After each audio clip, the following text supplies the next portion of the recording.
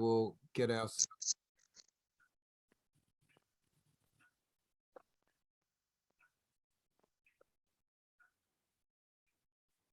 All right. I think we have reached a point of Zen-like readiness for today's learning platforms. Welcome, everyone. There was over 50 of you waiting for us as we mucked around trying to find the right room. This is probably what it's like in an unstructured metaverse, actually, that there are all these different bits that you can go into until you find a group that you want to hang out with. And luckily, we meant to do this. We meant to do this just to demonstrate that, didn't we? Yeah, yeah. So it's actually where we've managed to turn up. So let's get the show on the road. 1, 2, 3. Welcome everyone to Burning Platforms on this Friday, September 2. My name is Peter Lewis, Director of the Australia Institute Centre for Responsible Technology. My great pleasure to be joined by our real-life friendship circle, Dan Stinton, Managing Director of Guardian Australia, and Lizzie O'Shea, Chair of Digital Rights Watch. And if anyone saw the photo on Twitter, we actually all met in real life for the first time in Canberra on Wednesday, and that was lovely. So, and we also met Henry, Lizzie, so that was good. Yeah, I can confirm Dan isn't an avatar, even though I've spent the last, 2 years, I think, podcasting with you. I've never met you in person, but he's as tall as I expected, for what it's worth. I think I'm probably shorter than he expected. I don't know. I can also confirm that you have legs as well, Lizzie. That was, it's nice to know that you exist outside of the metaverse as well. So great to meet you in person. And here we are. Indeed. So we've also got a special guest today, Piers Gooding, who is joining us from Melbourne Uni, where he has been one of the authors of a new report called Digital's Future in the Mind. So g'day, Piers, and thanks for getting us into the right virtual room. Hi, everyone. Great to... Yeah, we'll be looking forward to sort of learning a bit more about some of the incredible work you've been doing over the last little period. Before I start off, I should also just recognise we're all on Indigenous land, pay respects to elders past, present, emerging, recognise the land we're all on was never ceded, and look towards the upcoming discussion on what a voice to Parliament looks like and how that can contribute to the rebuilding of our history. For those of you joining us for the first time, this is pretty loose, as you can already see. But please use the chat if you've got comments or questions or want to respond to Dylan at any point. That's a bit of a taunt to you, Dylan, to be active today. And the format is we're going to talk about some of the big issues that have been in the news over the last week or two, and then dive deep with Piers. So I feel like I've made this as confusing as it can possibly be. So Dan, I want you to give us a bit of clarity now about the story that you're bringing to the table today, which was Apple, which has always been a hardware business, I thought, trying to conceive of itself as another company that can do ads. What's going on?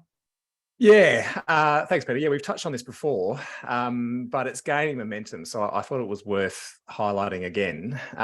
So this, what I'm going to talk about today is off the back of a Bloomberg report that came out a week or so ago. And it was basically making the point that Apple is preparing to significantly expand its advertising business. Now, I think as we mentioned before, Apple recently launched display ads inside their news and stocks apps. And they've also recently been scaling up the ads that appear in their app store to promote third-party apps, similar to sort of Google search ads, if you like, but limited to the app store. And apparently these things are already generating about $4 billion per year, which is certainly a lot of money from my perspective, but not a huge amount from Apple's perspective. And apparently they want to make that closer to $10 billion a year in short order. So to achieve this, Apple have started dabbling with showing ads inside Apple TV Plus. Apparently they've been showing ads for Friday Night Baseball as part of their Major League Baseball streaming for the first time.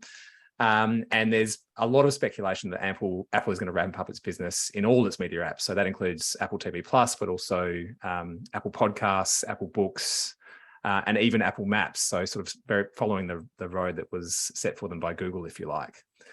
So all well and good, but the problem here is that Apple is planning on using all the first-party data that it collects from consumer use of the iPhone to offer targeted advertising for this service. So that includes things like location data from iOS, interest from what you read in Apple News or listen to in Apple Music, and critically, transactions that you might make using Apple Pay, which is pretty much all most of us use now, I think, or certainly most I use. So the important point to note here is that Apple's own products and what you do on your iPhone, basically Apple regards that as their own first-party data, and you do not have to give them consent in the same way that Apple forced other companies to do when they rolled out App Tracking Transparency, ATT, a year or two ago. And so I think that's a problem on two fronts. I mean, firstly, I think it's potentially bad for privacy, given I think that most iPhone users wouldn't necessarily know or understand how their data is being used here. And I think if they did, they'd probably have a problem with it. But the bigger concern for me is, well, probably equal concern is the anti-competitive nature of this. And what's becoming increasingly clear is that as privacy regulation is ramped up around the world, including in Australia, it's basically those with the most first-party data win. That's probably an obvious statement. Google have this, obviously, Google Search, Android, Maps, whatever, they have more first-party data than anybody. And it seems that Apple, having sort of very made the case for their privacy regime and not running in the ads direction for all of their existence, has now decided to go in the exact opposite direction, and they've realized what a pot of gold they're sitting on with all the first-party data from the iPhone. Now, there is a solution to this, but I'm going to resist the temptation to talk about what I talk about every week and just throw it out to you, Peter. But is this like, so this is almost the whole of internet experience that Zuckerberg's trying to create with the metaverse, in that every touch point is collecting your data, but it already happens with your iPhone. And because we've never thought of Apple so much as a content provider, although they've always had the Apple Music, and I think there's been ads in that, but this is, Lizzie, a bit of an interesting convergence that's almost a precursor to where every big tech company would want to go, which is collecting everything and being the single point of entry. Yeah, I mean, I must admit, I'm not entirely surprised. Like, Apple has been working towards having an extremely locked down ecosystem. So if you use an Apple hardware product, it's very difficult to wean yourself off it, because it's very difficult to move all your data onto another device. And also you're encouraged to make it interoperable with your laptop or the cloud, whatever it may be. So you're encouraged to stay within their ecosystem. It's made as easy as possible. And there's definitely boundaries that are set up technically, in design terms, as well as to your ability to move around. And that's because it wants to lock people into its world and use its products and then monetize that. I don't think there's any secret to that. So it can talk about privacy, of course, but privacy here has multiple meanings. And one of them here is that you obviously are protected from other companies, say, obtaining that data from your hardware, but privacy between you and Apple is essentially meaningless. And that's particularly problematic when there's lots of different businesses contained within the business. To my mind, it is probably a competition issue, in that how is it possible that you're able to provide a map service, a messaging service, a telephone service, a photo sharing service, and have complete porousness between these businesses? In recent years, that wouldn't have been permissible because it potentially is different kinds of monopolistic practices, but now it's seen as standard behavior in tech platforms. So it potentially is more of a competition issue than a strictly privacy issue. But part of my objective in being chair of Digital Rights Watch is to be a bit more expansive in our understanding of privacy, that it's about the right to go through the world without being surveilled by the government and private companies, and to have that data used about you to create an impression of you that's sold on to advertisers or used for advertising purposes. That, you can understand how freedom from this is a form of liberation of sorts, and that in fact companies really have no interest in doing it. How they do it might be different, but the reality is they're all still trying to gain a monopoly over our attention and then turn that into money. And that creates problems in all sorts of ways. Apple's one offender, of course, Meta and Alphabet are others, but it's still the same problem. What's interesting on this, though, if I could, just one quick point, is that if Apple keeps running in this direction as fast as it looks like they might be, what is going to become the reality, though, is that it's basically the operating systems are going to be the ones that are going to have the massive advantage over everybody else. So it's basically going to become, to win in digital advertising, if there aren't any guardrails put in place, is going to be who has an operating system. So it's going to be Google and Apple only. And that's a bit of a concern. Or Meta's Oculus, which is really an operating system. Yeah, and obviously that's one of the big reasons why they're pouring so much money into that. Zuckerberg's pouring so much money into that. Dylan made a good point in the chat, actually, about you'd be interested to know where the data is stored. Apple makes a point of principle of saying that the data never leaves your iPhone, and therefore it is private, because what happens on your iPhone stays on your iPhone.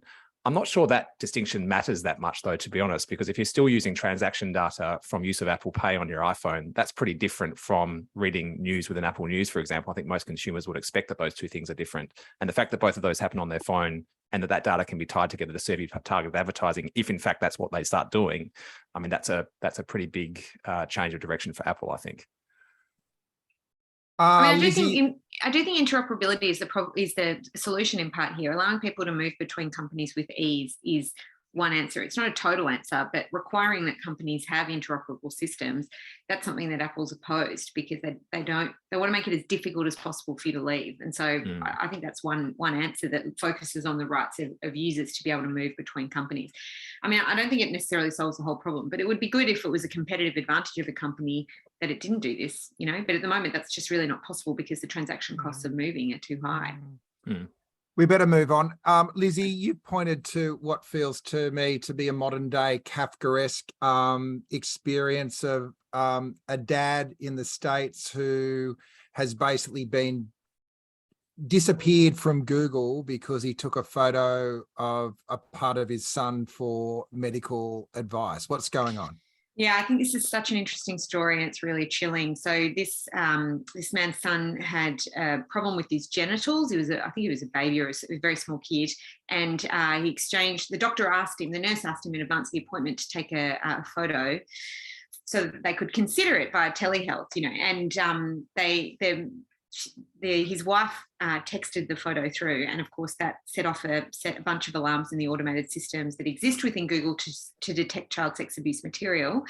And he was deplatformed, essentially. He was locked out of his account, and it was an enormous administrative nightmare. It's interesting, Peter, that, when I was writing up notes for this, you were focused on the person being removed from the platform and having no recourse, whereas I'm kind of more interested in how these automated systems for the detection of child sex abuse material can be deployed in really problematic ways.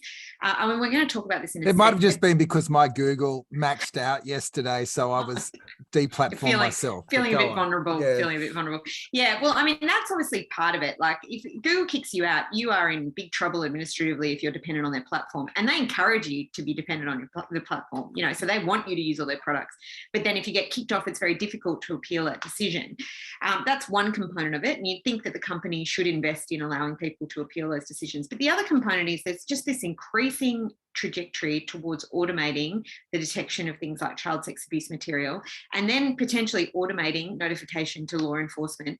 We've talked about this before, how there's a potential risk for particularly young people exploring their sexuality that might get caught up in some of this, using this platform for legitimate purposes, but then in fact have law enforcement notified on them.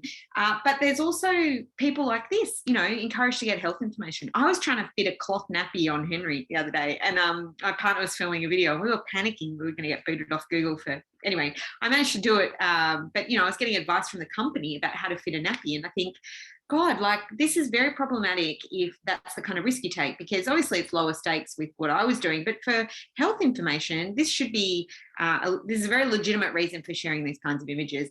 In Australia, that's where we're moving towards regulators outsourcing to platforms responsibility for the detection of this material and automating the process of notifying law enforcement because it's just too costly for them to do it at a more micro level, and the rules are too stringent. Now, query whether they should just be spending more money on this, because that's what they make their billions from, essentially automating processes. So maybe this is what they have to invest in human reviewers, in systems that are overseen by humans. But I also think there's a problem with regulators saying that platforms have to have a zero tolerance approach to this and setting the rules so high that invariably people are going to get caught up in the system in unintended ways and face real difficulties and disincentives from using it for very legitimate purposes.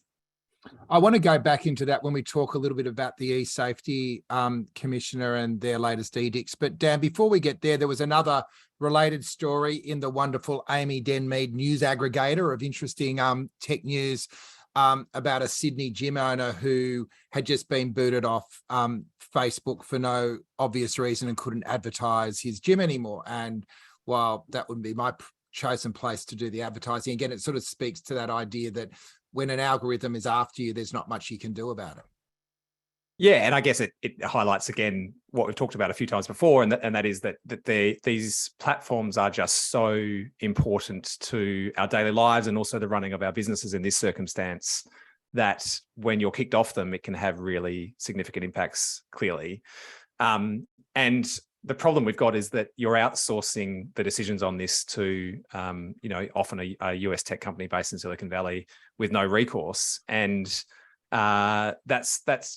these things are too important to not have any democratic oversight over them now. So, it does, if you squint, it does sort of have parallels with the decision which Twitter and Facebook made to remove Trump from their platform after the January 6th insurrection, in that they made a decision as private companies to kick him off, which except there had been an insurrection on Congress. Like, yeah, that's by the way, the difference. to be clear, I completely support that decision. Sorry, we can't pile on Dan this week after Maria last. No, please go easy on me. But my point is simply that you can't. I think these platforms have become too important and too central to our daily lives for them to be left up to make these decisions on their own without any recourse, without any appeal, without any kind of democratic oversight. And the same thing applies in, as with a lot of political discourse like Twitter or Facebook, as it does in this circumstance with Google and this person's not being able to run their life anymore, or the business person not being able to run it on Facebook. So, anyway, I just think I don't know what the solution is other than the respective countries around the world forcing these companies to be able to take their responsibilities seriously. And then that opens the hornet's nest. I'll just jump into mine and then go back to you, Lizzie, which is, we feel okay with our government taking some measures. We don't know if it's the Chinese government doing it. The piece I was going to bring to the table today was around e-safety. California lawmakers, I think it's probably a citizen proposition, Lizzie, that's been put forward, but they're considering increasing the regulation on online platforms around child safety. So it requires web services quite likely to be accessed by children to conduct a survey assessing the potential risks for users under 18. So to put a positive obligation on the platforms, which is a little bit similar to the latest missive from the e-safety commissioner in Australia, which has issued legal notices on the big platforms requiring their services to provide detailed information about the steps they're taking to meet the Australian government's basic online safety expectations. So it feels, it's not, we always talk about norms, rules and laws. It feels like this is a rule that's a bit like a law that's being pushed through in both California and Australia, Lizzie, but we might be on a different bit of the spectrum here, but I'm just interested in your thoughts on, I totally respect where you come from in talking about the you don't want to define your regulation by outliers and stop legitimate usage of platforms, but where should the line, where should the lines be, and then B, who should set those lines? Yeah, I think this is a really difficult question on one level from a governance perspective, because what the e-safety commission here has done is got the Online Safety Act, which was passed last year, and essentially what it requires then is that sections of industry each come up with a code, and then the e-safety commissioner considers whether to essentially endorse that code, and it becomes then a requirement that companies within that section of the industry comply with it. So it's a slightly convoluted process, but the idea is, I suppose, that it's essentially the rule-making exercise is outsourced to the industry itself with review by a regulator. And the regulator here is not sitting on her laurels. The e-safety commissioner is very forthright that she wants a quite stringent industry codes. And the Online Safety Act is so broad ranging. I mean, this was a big criticism that we had of it at Digital Rights Watch when it was making its way through the Parliament, and the Safety Commissioner tried to reassure us. It's very broad ranging. The powers are very broad, very wide. Content that is R-rated could be removed, right? And you could be booted off a platform for platforming R-rated content. So that's more stringent than it is in the real world, where you can go and see an R-rated movie. That's the kind of micro example of how broad-ranging these powers are. And then industry is encouraged to do this code. Now, government has an interest in offloading that responsibility onto industry, but the consequence then is that they have to rely on these automated systems because it's so stringent. They're going to be over censorious rather than more liberal, because they don't want to take the risk of being getting in trouble with the relevant regulator. And there's consequences to that. So if that's the approach you're going to take to lawmaking, there's consequences.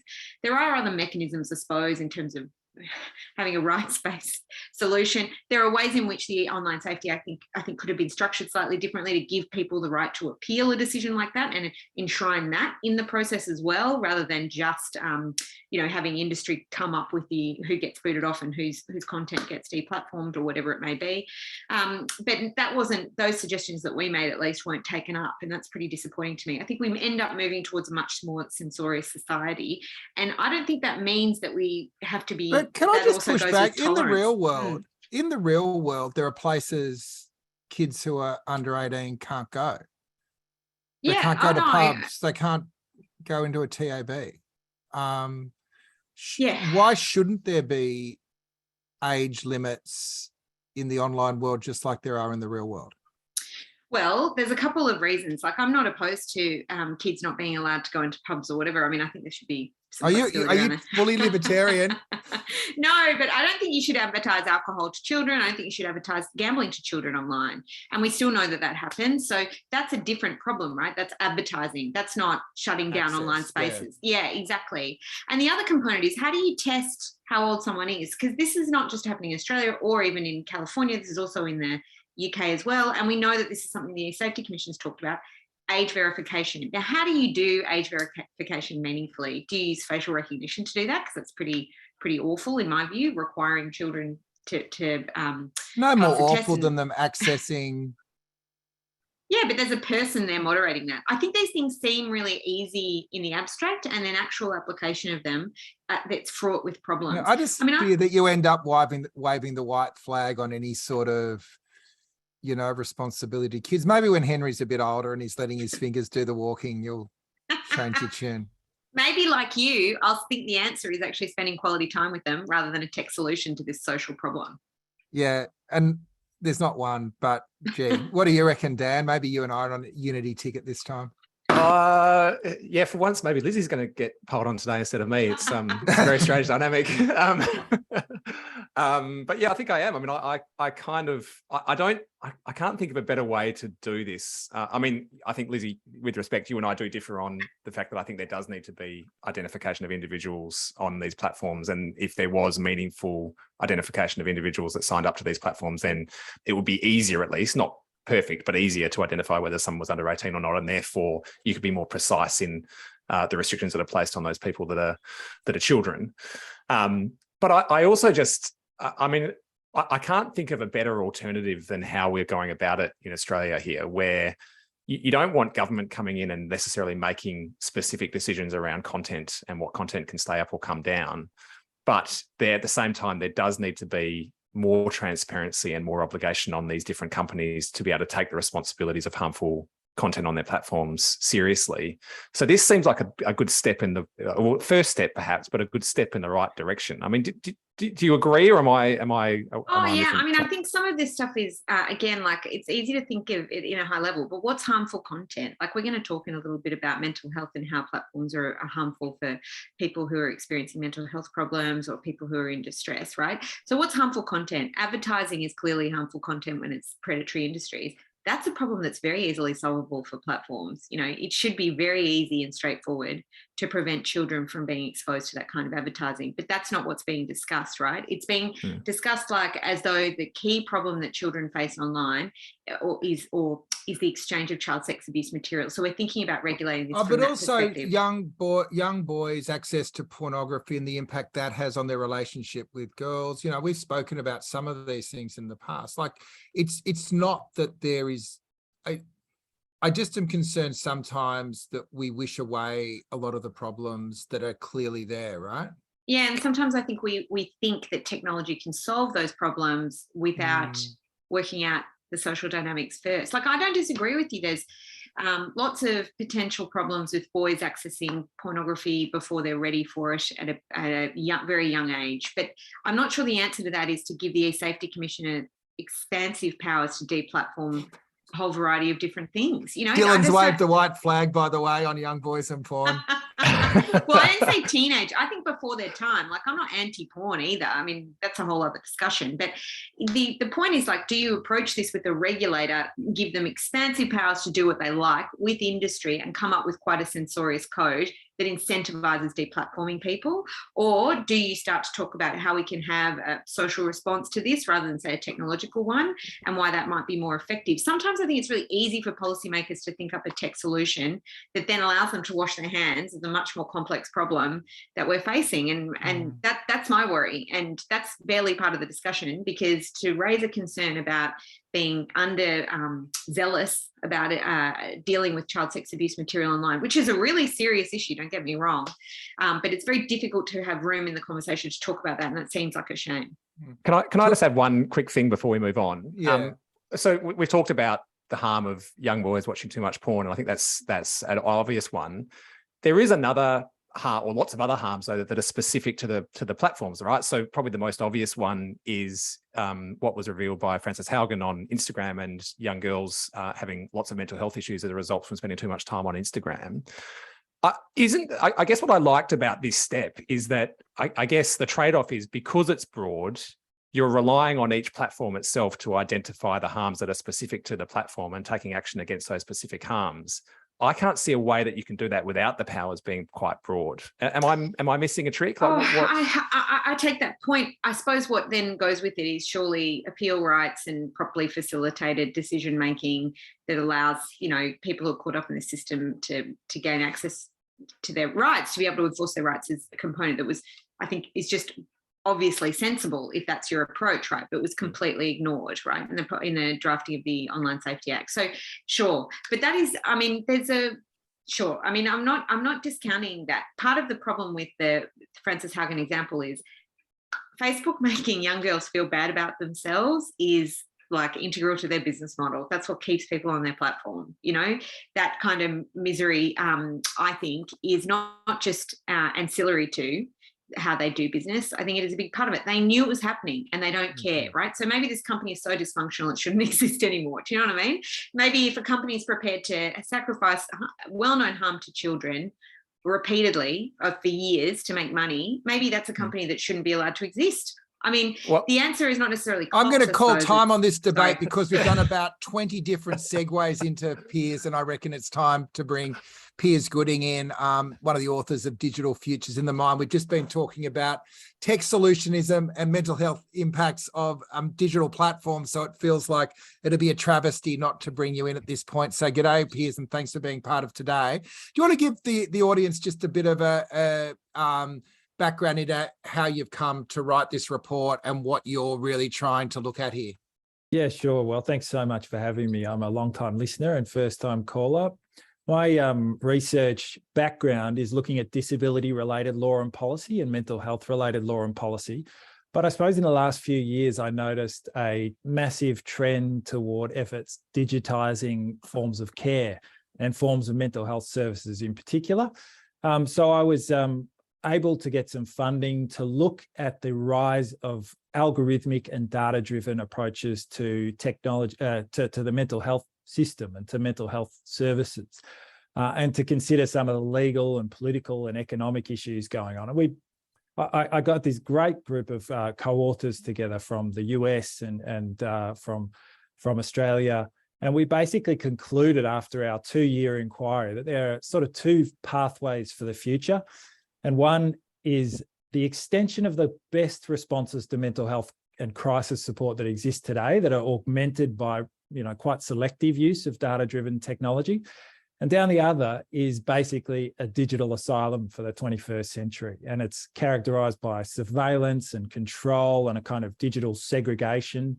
And it extends all the worst kinds of features of current approaches to mental health and fuses it with some of the terrible features of the current information economy. And you've touched on several of them in the previous discussion.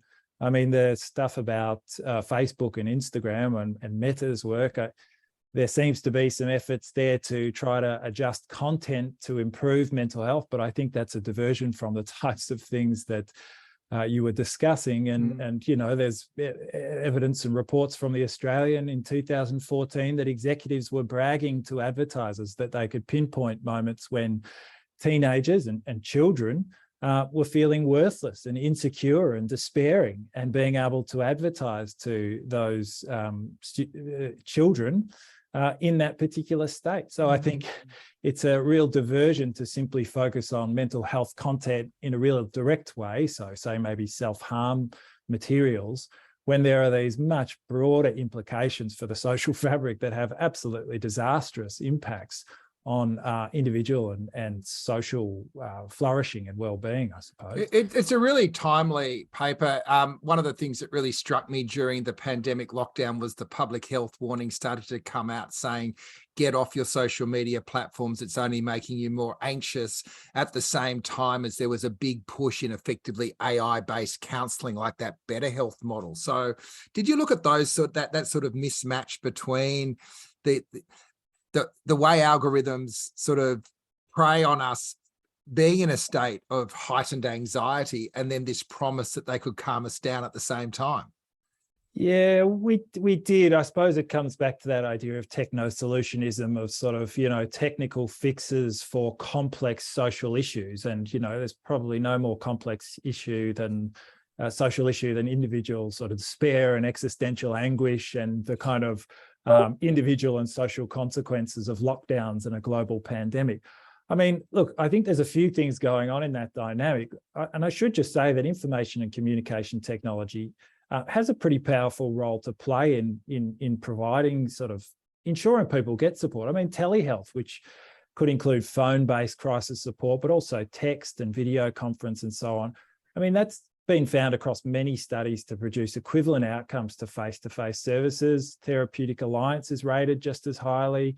So there's a real demand there, and there's a kind of cost effectiveness, particularly for service users in regional areas. And there was a bit of jostling about whether psychiatric teletherapy could be included on the MBS when there were some changes during COVID. But certainly, I mean, more of our lives were driven online during the pandemic, and some of the mental health consequences of that, I'm sure, were exacerbated. But, there are just so many flow-on effects there. There's massive investment in behavioural health technologies and a massive flow of capital. I mean, you were talking about Apple earlier. Apple has partnered up with a biogenetic company or biotech company called Biogen, as well as the University of California, to explore using sensor data like mobility, sleep patterns, swiping patterns to infer mental health and cognitive decline. And that raises all manner of, particularly when you line issues. that up with your other, another part of your report that looks at discriminatory hiring policies on people's whose digital profiles come up suggesting they're susceptible to mental health issues. That's right. And there are you could even ask whether epistemologically you can actually determine someone's inner state from their swiping patterns. But I think what you're pointing to is that regardless of the accuracy of those predictions, there remains the real possibility of harms based on this kind of data, even if those data are false, misleading, or inaccurate. And to go back to some of Lizzie's points about appeal, I mean, if we were using technology and we were deemed by these algorithms to have some kind of cognitive decline, have we any way to contest that, to make sure that it's not passed on to someone or somebody from whom it could cause serious harm to us as individuals? And I just don't think those kind of robust governance systems are even remotely in place. Piers, could I ask, I've seen parallels with a lot of things that you're talking about there with what has become fairly standard practice in the corporate world of doing some kind of personality test before you're offered a job. Like you get to the final stage of an interview and you do a personality test. I've certainly had to do a few over the years, and they still hire me most of the time against their better judgment. But I guess it's not hard to see that this is kind of that on steroids, right? And it could be seen to go further and result in real discrimination against certain kinds of people. Did you see any evidence of that in your report? Absolutely. I mean, some of you will be familiar with Virginia Eubank's book, and she talks about a case in the US of a person named Kyle Bem, and he was subject to those kinds of personality tests. And he had graduated from an Ivy League university, but by virtue of, I suppose, answering honestly, probably in those tests, his history of interacting with mental health services was used to refuse him or red light him when it came to jobs that were reasonably sort of low end of the labour market, really. And so there are explicit examples. And the only reason he found out was because his friend worked for one of the companies and so was able to reveal that he had been red lighted. And his father happened to be a lawyer, so took the case to under the Americans with Disabilities Act. So I think there are explicit examples, and you can tell by the nature of that case that, you know, he had a father who was a lawyer. He was only found out because he had a friend who worked for that company, that it's almost certainly happening to many other people, but it's just not coming to light. So I think that threat is real. And it's expressing itself in other ways as well. For example, criminal justice agencies sharing non-criminal mental health data about people, which is then weaponized against them in the future. So in Canada, there were municipal police that shared information with a national database, a national police database about people who had attempted suicide.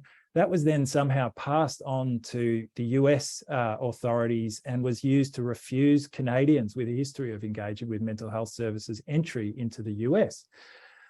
So there are serious risks with this kind of information coming to light. And we haven't even spoken about insurance, you know, and that's obviously a major issue as well, because there are known examples of insurance discrimination, and often in lawful ways as well. I mean, it's a massive disincentive to get care as well, the more people know about this, which is hugely problematic.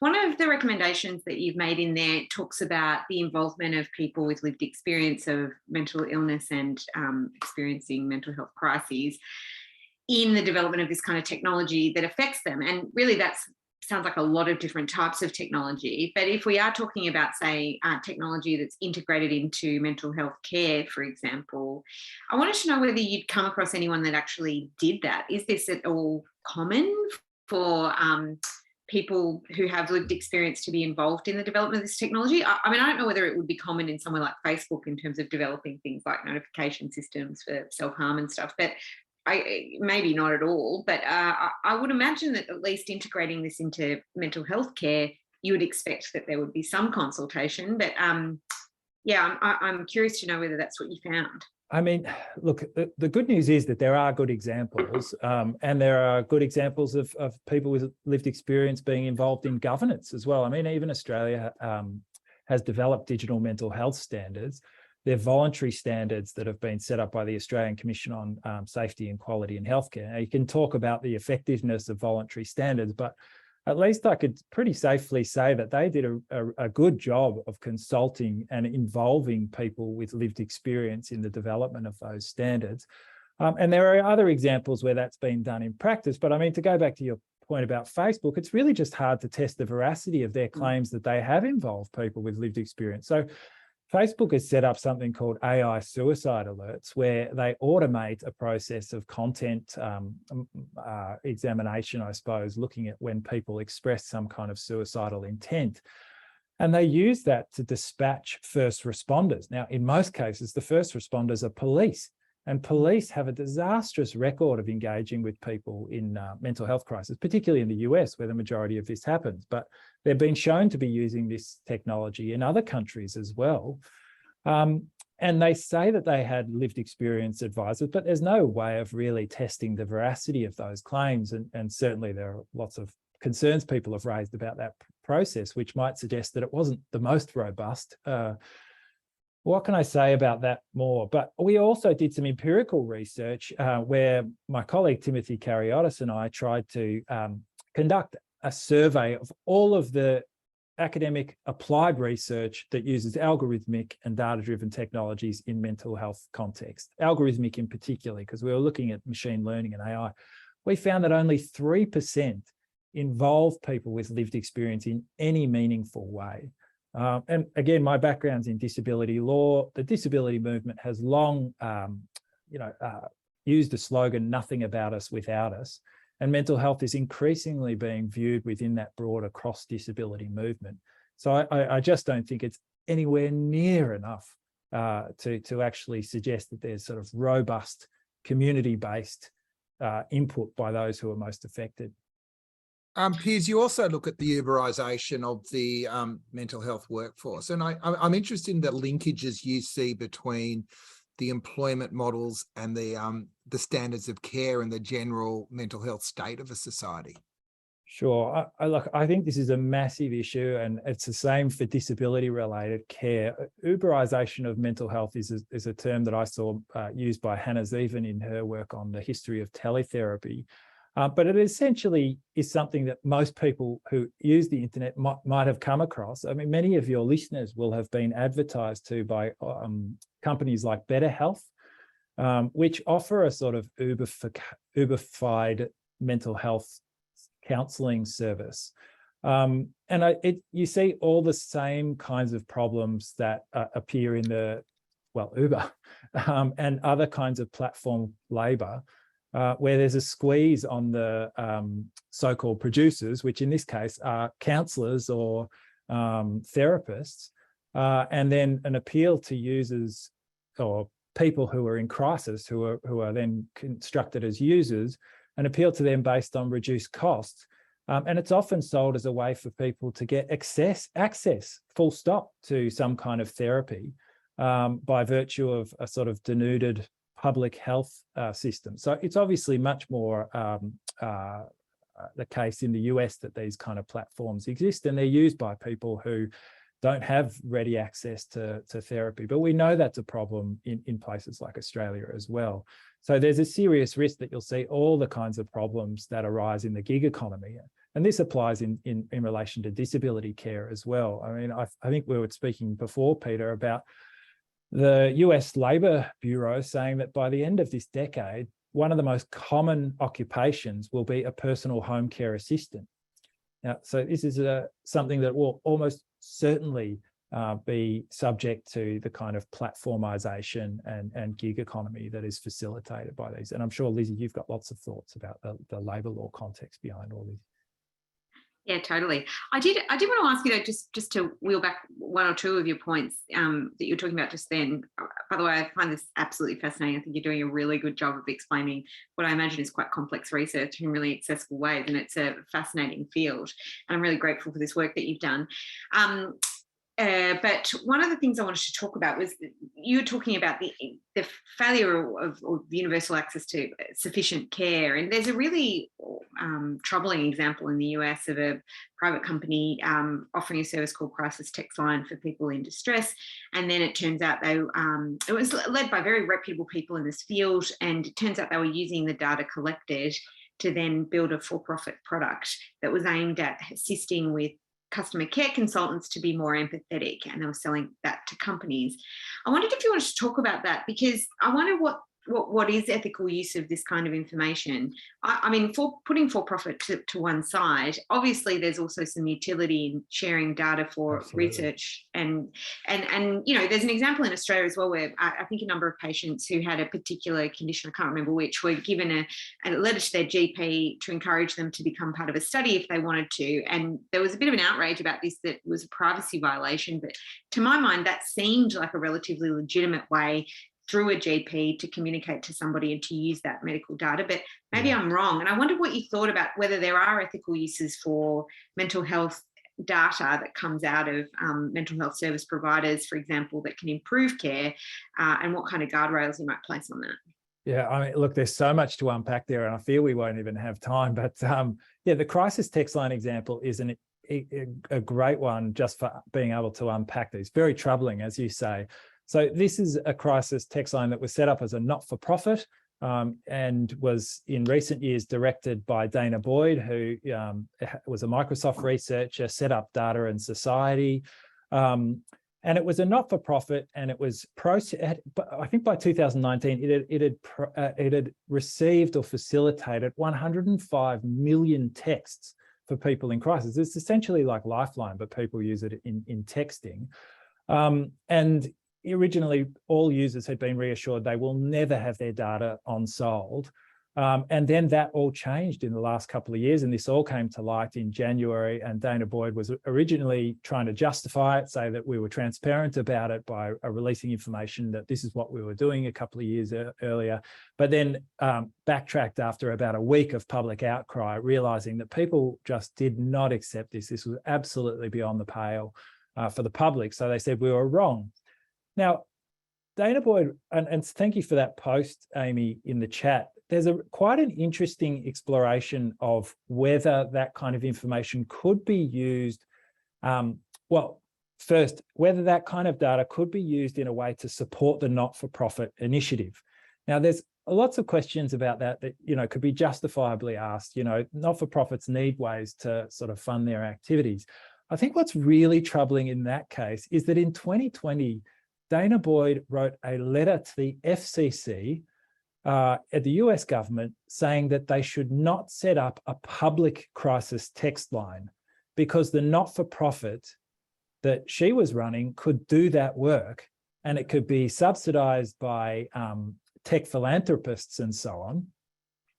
And so effectively convinced the FCC that it wasn't necessary as a public initiative. And that's classic sort of Silicon Valley political moves of essentially trying to step into a denuded public system. That system has been undermined because there's not enough resources there. And then they use that as a claim to have some sort of tech provider step in. So then to spin it off and monetize it, I think that's really troubling. But to go to your point about legitimate use of some of these resources, I think you're absolutely right. And this is a live conversation amongst people in the disability movement around data governance, because you could take that kind of proprietarian, identity-based kind of, this is my property, this is my data, it shouldn't be used for anything, and I need to be informed about every single form of usage. But that goes against its use as potentially a social democratic resource, or some kind of common resource to have public benefit and common benefit. I've got a colleague here, Dr. Jake Goldenfein, who works with an academic in the US, Salome Viljoen, who's written really well on this, on sort of, moving beyond this kind of data as property or as some kind of element of rights-based personhood. To something that could be seen as a democratic resource. Then, as you say, to try to get the guardrails for that, well, I think you would need really robust involvement of the people who are impacted. So if Crisis Text Line was run by people who are using this service with really robust involvement for them, if they were to make some decisions about how it might be used for other means, including maybe even sold in some ways, as long as that was completely transparent to every, the people who actually use the service, I could see some legitimate use for that. But you really need those governance systems, which again are just not even nearly there. Piers, picking up on what you said there, just perhaps a slightly broader take. I'm conscious we're about to run out of time, so this might take us to the end, but we've spoken about on this show a few times before about the fact that a lot of the big tech platforms are going massively into health in a big way. We're seeing this with Amazon. There's lots of speculation that Apple are also going to go in this direction, and Google as well. And it seems that the only way they're going to maintain their share price and continue to have the explosive growth they've had is if they manage to get a foothold on this industry. And obviously mental health is a really significant part of that. What should we be aware of here? Like, what are the risks here? What can we do to mitigate some of the harms that could come from what you've seen on a smaller scale in this space already?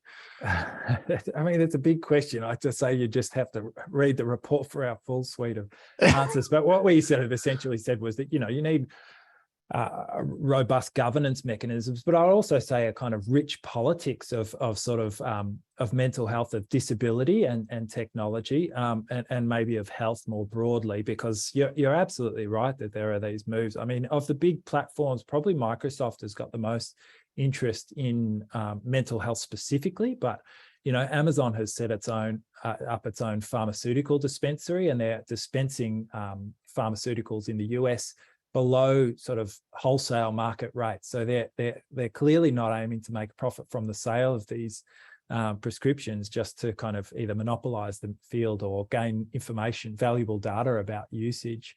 So there's so much that's going on that's problematic. But I think, it's just ensuring that there is a robust public discussion about these things can really ensure that those who are most directly impacted can be involved. And I should just nod quickly to my two Australian co-authors, Simon Cotterell and James Horton, who were massively helpful in the preparation of this report. This has been a fascinating but quite, I'm not going to say depressing, but down. Can you leave with any sense of optimism around the way technology and mental health can interact, Piers? Yeah, absolutely. I mean, I saw we've covered some really incredible initiatives that were going on amongst people with lived experience of these kind of distress themselves, of really good examples of the kind of support that was provided online. As I said, I think, digital mediums are going to be important for the way people access support. In Kenya, we were in touch with some people who had set up a virtual support network in Nairobi, where people were, with the lived experience and family members, were actually providing mutual aid to each other during periods of crisis. There are some great initiatives in Canada where people with disabilities gathered together with data activists to essentially create a database of all of the mental health settings and disability sort of group homes and residential facilities, to advocate then for people getting COVID vaccinations and things like that. So there's lots of really good sort of grassroots activity going on. And those are the kind of things that probably don't have much kind of profit exploitability, but which are amazing and really need to be supported and elevated in these discussions. Because, as you say, it can easily become quite depressing and a dystopic vision, but there is a lot of really good work going on, and those kinds of examples should really be celebrated. Hey, thanks for your time today, and thanks everyone for joining us. What a fantastic discussion. You totally bossed it, Piers, so thank you. It was and thanks for all the work you're doing and your colleagues as well. I was going to go around the grounds, but I think we all will say we're going to do the same thing every week. We're actually doing a bit of work around privacy as a group as well, which we'll tell you a bit more about later, which was why Dan, Lizzie and I were actually in Canberra earlier this week. But anything else to add, guys? Oh, good.